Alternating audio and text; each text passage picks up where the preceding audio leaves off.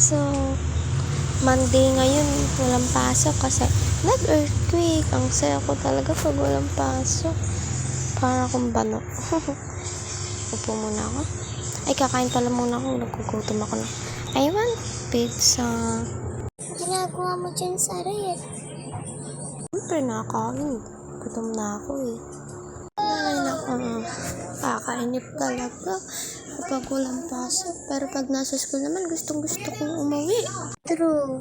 Sana na lang ate, may pasok ngayon kasi nakakainip eh. Boring kapag nasa bahay lang. Ay, naka ate. Huwag na nga kayo maingay. Kala nyo, kayo lang yun na Ako din kaya. Bala kayo dyan natin. Tutulog na ako.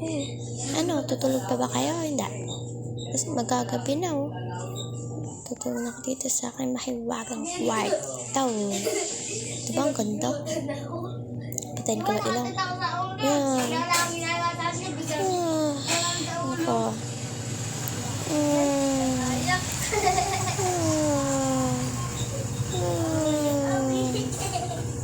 Ay, naku, umaga na. Panibagong araw na naman. Liligo na ako kasi pasok pa.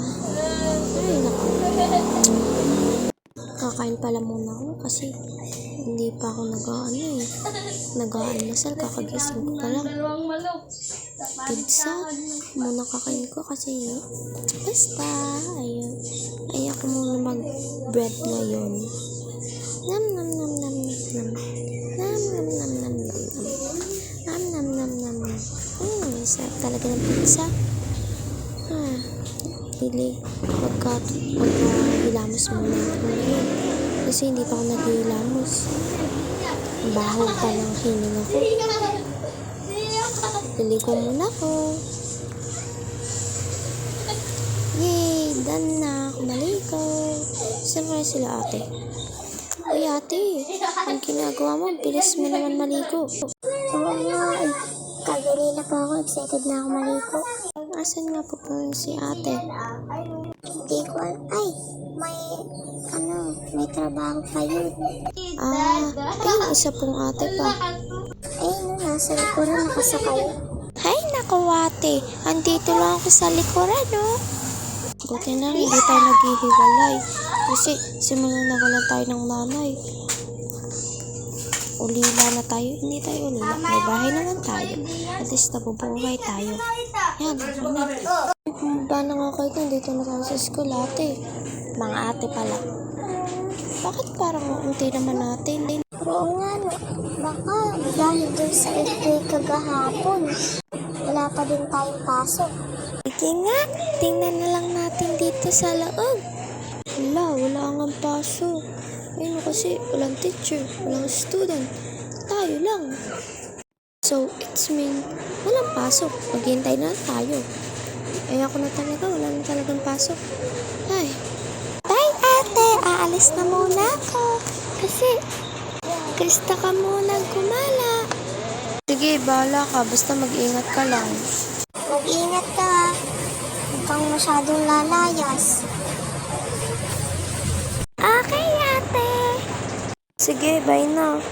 Gagala muna kami ng ate mong isa. Pupunta kami sa mall. Lakad na lang ako muna kasi para exercise, diba? Like jogging.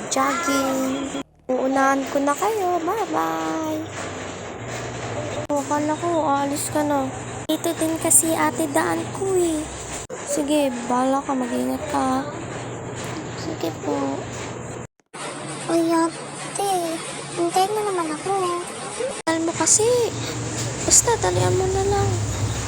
Gusto ko na talagang pumunta sa mall. Lamig-lamig kasi ito.